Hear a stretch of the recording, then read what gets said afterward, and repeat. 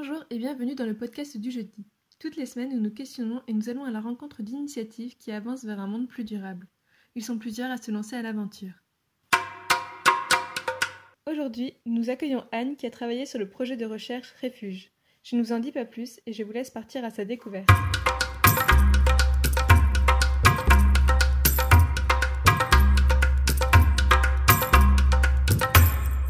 Bonjour Anne. Bonjour. Alors, vous êtes une coordinatrice du projet Refuge. Qu'est-ce que c'est et pourquoi Refuge ? Alors, Refuge est un programme de recherche-action mené conjointement par AgroParisTech et INRAE. Et le sigle signifie Risque en ferme urbaine, gestion et évaluation. Comment est né Refuge ? Alors en fait, c'est un programme de recherche qui est né en 2016 suite à la découverte dans certaines micro-fermes urbaines de la problématique de la contamination des sols, notamment aux métaux lourds, enfin ce qu'on appelle scientifiquement les éléments traces métalliques. Vous nous parlez de micro-fermes. Comment est-ce que vous les avez choisis ? Le choix des micro-fermes pilotes qui ont intégré ce projet s'est fait suite à un constat en fait qu'on a pu révéler grâce à une étude de durabilité et de fonctionnement des micro-fermes urbaines qui a été menée par Anne-Cécile Daniel environ en 2016 et qui en fait a permis de caractériser, déjà a permis de définir ce qu'on appelait micro-fermes urbaines. Et ce terme rassemble des structures qui ont au moins une partie de production alimentaire, bien sûr, dans un contexte urbain, mais dont le modèle économique ne se base pas à 100% forcément sur la production alimentaire. Ils ont tout un tas d'autres propositions d'activités, notamment de l'événementiel, par exemple, ou encore des activités pédagogiques, ou encore d'autres activités culturelles, etc.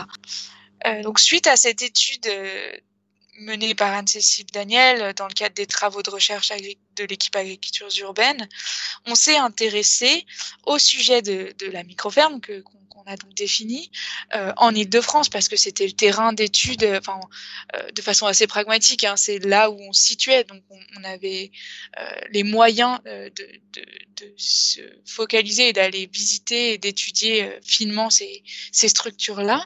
Et donc, dans le cadre de l'étude donc scientifique du fonctionnement de ces structures, on a pu avoir la chance de mener, grâce d'ailleurs au partenariat avec le laboratoire d'agronomie de la ville de Paris, des analyses de sol dans ces fameuses micro-fermes urbaines. Et lorsqu'on a réalisé ces analyses de sol, on n'avait pas d'ailleurs réalisé ces analyses dans un but de caractériser la potentielle pollution. On ne se posait pas encore spécifiquement cette question-là. On se posait plutôt la question de la qualité agronomique en termes de fertilité de ces sols et ce qui permet de produire de bons légumes, si on veut.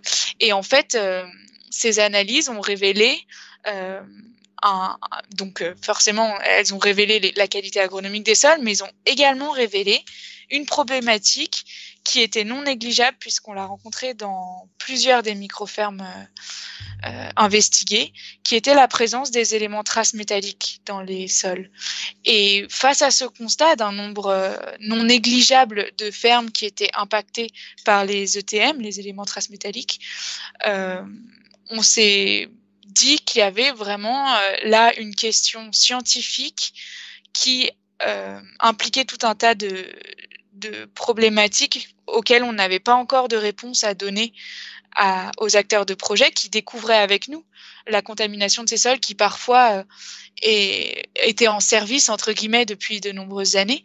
Et donc, face au manque de réponses à donner et d'éléments scientifiquement prouvés, si on veut, il nous a semblé pertinent et même nécessaire de monter un programme de recherche directement orienté vers cette question.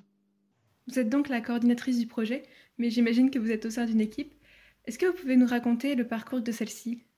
En 2016, le programme Refuge est né suite à, comme je le disais au départ, aux révélations faites dans le cadre du suivi des microfermes urbaines et de la problématique de pollution des sols.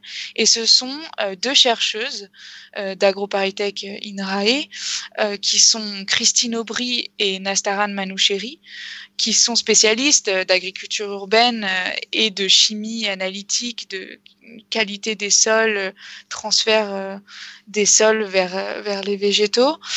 Ces deux chercheuses ont porté le projet, accompagné également une chargée de mission qui s'appelle Anne-Cécile Daniel. Et donc, toutes les trois, elles ont lancé, disons, le projet, accompagné d'autres chercheuses également référentes. Et ensemble, elles ont sollicité le soutien du conseil scientifique d'AgroParisTech, qui a accepté de porter, de soutenir le projet dans sa première année d'existence. Et ensuite, on a élargi les partenariats scientifiques, mais également on a prospecté des soutiens financiers. Et donc, de 2017 à 2019, le projet a été financièrement soutenu par la région Île-de-France et l'ADEME Île-de-France. L'INRAE a également soutenu financièrement et scientifiquement le projet, notamment sur la finalisation des outils qui vont être publiés aujourd'hui. Du coup, progressivement, on a ajouté à une communauté de chercheurs d'autres acteurs qui s'intéressent au sujet et qui ont une expertise précieuse à apporter, notamment des instituts rattachés au ministère de la Santé, notamment l'INERIS par exemple. L'Agence régionale de la santé est aussi impliquée, des acteurs institutionnels plutôt du côté agricole, comme l'ADRIAF par exemple, et des acteurs de l'environnement. Je les ai déjà cités parce qu'ils sont également soutien financier, mais l'ADEME était impliquée dans le comité de pilotage. J'en oublie sûrement, mais voilà, c'est pour montrer qu'il y a une communauté d'acteurs effectivement qui gravitent autour du projet. Ça, c'est plutôt les communautés d'experts, mais il y a aussi, et c'est tout à fait important, des acteurs de terrain qui ont un autre type d'expertise, mais indispensable à apporter au projet. On parlait bien de recherche-action, et dès la naissance du projet, au départ 3 microfermes urbaines et progressivement 6 microfermes franciliennes ont participé au projet, ont co-construit la démarche avec nous. Si je les cite, ce sont la ferme du Bonheur à Nanterre, la ferme ouverte de Saint-Denis, le parti poétique Territoire, la ferme de la recyclerie et la ferme de Moultou à Montreuil. Donc 6 microfermes urbaines qui nous ont accompagnés tout au long de ces années. Enfin, les collectivités étaient aussi représentées. On a eu la chance de pouvoir travailler avec la ville de Rungis, Plaine Commune, et la ville de Paris. Quels sont les risques dont vous parlez ? En fait, on distingue, pour simplifier, 2 types de risques. Il y a le risque lié à l'ingestion de végétaux potentiellement pollués parce qu'ils auraient poussé sur des sols pollués. Et donc là, c'est assez instinctif et c'est souvent à ça qu'on pense forcément quand on se dit mais quelle va être la qualité de mon légume s'il a poussé dans un environnement pollué. Donc ça implique tout un tas de questionnements autour de quels sont les transferts réels sur un sol contaminé, qu'est-ce qui va vraiment passer à la plante ou pas. Donc ça, c'est le premier risque qu'on cible, qu'on identifie, lié à la consommation des végétaux. Mais il y a un autre risque qui est moins instinctif, mais qui est tout aussi important à regarder de près, qui est celui de potentiellement ingérer, et c'est pas que potentiel, c'est que lorsqu'on jardine, on met les mains dans la terre et on est à proximité importante du sol en lui-même. Et donc, il peut y avoir de la génération de poussière, on peut avoir de la terre sur les mains, et le fait d'avoir en fait un réflexe qu'on a, je pense, très souvent et quasiment tous, de se toucher le visage avec nos mains sales, ça va engendrer un risque d'ingestion de poussière de sol. Et il y a aussi l'inhalation potentielle lorsqu'on travaille le sol, on remue la terre, etc. Et donc, il y a aussi aussi le risque lié en fait, à l'ingestion, globalement, généralement involontaire, mais de sol en lui-même. Donc du coup, voilà les 2 risques principaux, hein, si on voulait résumer, qu'on va regarder finement et qu'on va intégrer dans nos notions d'évaluation des risques.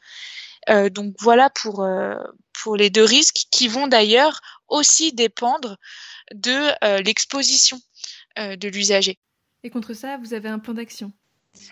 Oui, on a en fait défini une démarche en 3 temps.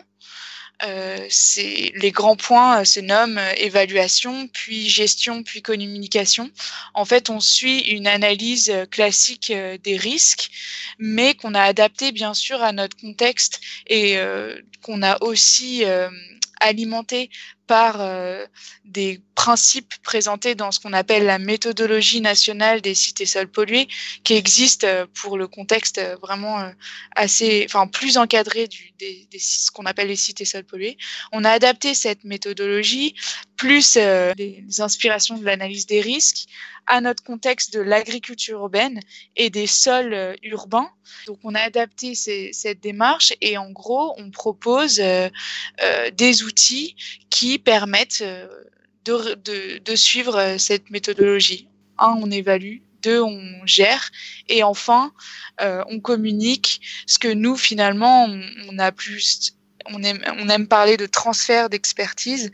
L'idée étant de ne pas négliger l'étape de communication. C'est vrai que, de vulgarisation, si on veut, de l'information scientifique et que les acteurs de terrain soient vraiment acteurs de la démarche, qui comprennent, d'essayer de les aider à mieux appréhender cette question complexe qui est celle de la contamination des sols et de s'assurer aussi que si on met en place des mesures de gestion sur le terrain, elles puissent être suivies dans le temps et que les acteurs puissent se souvenir en fait, parce que la pollution des sols c'est quelque chose qu'on voit pas, mais du coup si on les accompagne à pouvoir gérer des risques, il faut que ça soit une information claire et pérenne. Pouvez-vous nous dire comment vous avez construit votre méthodologie, ce que veut dire la démarche en 3 temps que vous explicitez dans votre guide? La démarche refuge en 3 temps, si on veut détailler rapidement ce qu'on met derrière évaluation, gestion, communication. La première étape d'évaluation passe par tout d'abord une étude des usages, historiques des usages du terrain et de son environnement. Donc ça va être une étape où on va essayer de comprendre quelles seraient les suspicions qui viendraient impacter le sol et donc en fait pour avoir une idée ensuite de qu'est-ce qu'on va aller analyser dans le sol. Donc quel est le passé du site, quelles sont les caractéristiques de son environnement, passé et actuel, etc. Quelles sont les pratiques qui ont pu impacter le terrain. Donc ça, c'est une première sous-étape. Ensuite, on va aller investiguer les sols et c'est là où on va passer au prélèvement de sol, le choix de combien d'échantillons on va analyser, quels sont les polluants qu'on va regarder, quelles sont les strates de sol qu'on va étudier. Donc c'est assez précis et ça demande vraiment une réflexion intéressante. On va donc prélever les sols et les envoyer on va réaliser les analyses. Et donc la troisième sous-étape de cette partie évaluation, disons, ça va être d'interpréter les résultats d'analyse lorsqu'on reçoit, qu'on lit un bordereau d'analyse, comment interpréter ces fameuses présences de teneur dans les sols. Et enfin, si nécessaire, on va passer à une évaluation des risques, une évaluation quantitative des risques sanitaires, qui va nous permettre d'interpréter ces teneurs et d'y associer un niveau de risque. Donc tout ça, ces 4 sous-étapes constituent la partie évaluation, donc la première partie de la démarche, et tout ce qui vient d'être présenté est détaillé dans ce qu'on appelle le guide refuge, qui est un outil qui revient sur cette étape d'évaluation. C'est finalement le premier résultat opérationnel du programme Refuge qui répond à la volonté de proposer des outils d'aide à la décision qui accompagnent les porteurs de projets, ou alors ceux qui mettent à disposition des terrains dans leur démarche, qui leur détaillent un peu comment faire. Donc ça, c'est le premier outil. Et ensuite, pour détailler succinctement la phase 2 de mise en place de mesures de gestion.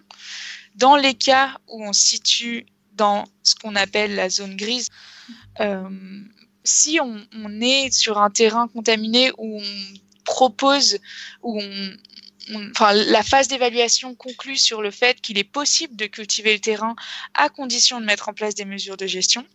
Dans ces cas bien précis, on propose un plan de maîtrise sanitaire qui est en fait un outil assez conséquent qui se présente sous la forme d'un rapport PDF aujourd'hui, mais qui rassemble en fait tout un tas d'informations permettant de comprendre quelles sont les mesures de gestion qu'on peut mettre en place pour gérer les risques.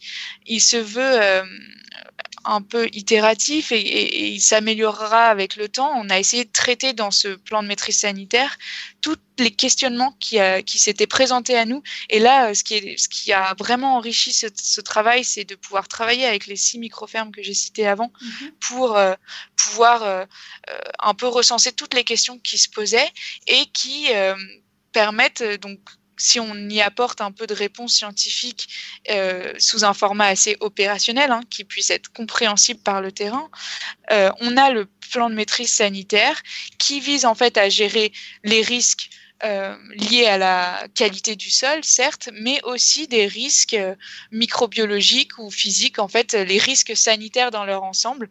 Donc c'est un outil qui pourrait s'extrapoler également à des projets qui ne sont pas spécialement impactés par la contamination des sols. Précisément, pour qui sont ces 2 guides ?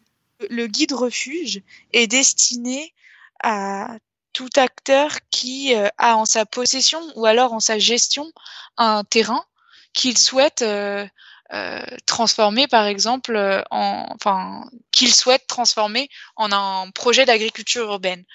Et donc, l'idée est de pouvoir donner des clés